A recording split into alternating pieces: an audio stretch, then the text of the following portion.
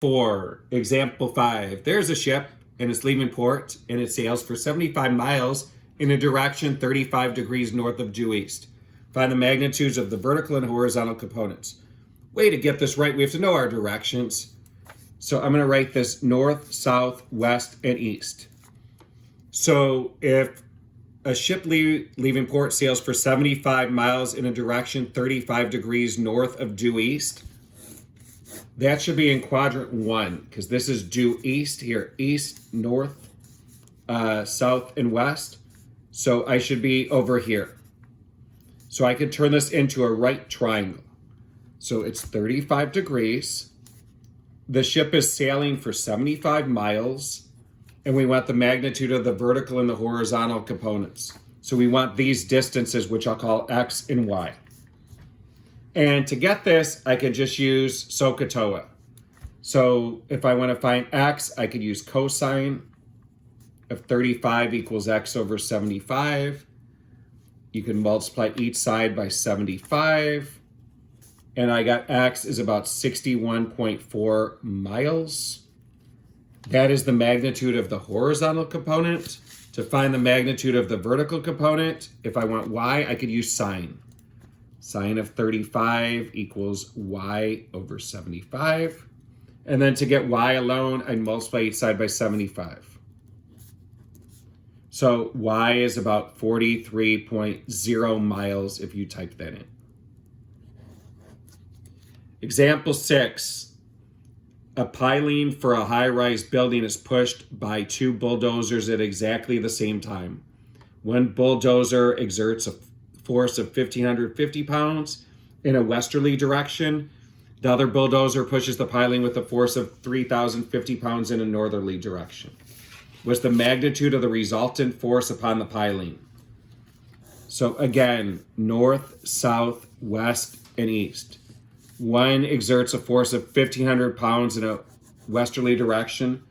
And again, this is a magnitude, can't be negative. The other pushes a piling with a force of 3,050 pounds in a northerly direction. This is 3,050. What's the magnitude of the resultant force? So if this is vector, the first vector, here's the second, we're looking for the resultant vector, which would be in red.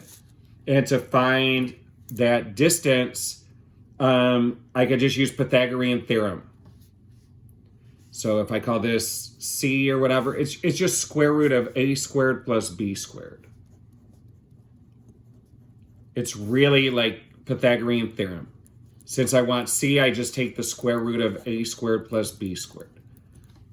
This should be 3,050 squared plus 1,550 squared. And if you type that in, you're going to get about 3,421.26 pounds.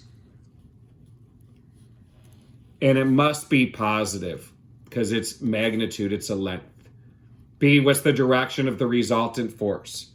So we want to find this angle here. And in order to find that angle, I could use SOHCAHTOA, I could use tangent. So if I go inverse tangent of 3,050 over 1,550, I get 63.1. However, the 63.1 degrees goes here. And since you could say it's 63.1 degrees west of north, or you could say from the beginning, the total journey you're going is just 180 minus 63.1. So it's 116.9. Because what's really happening is this. Here, even though I call this theta, what I'm really doing is this. Here's my right triangle. This is theta, and this is 3,050, and this is 1,550.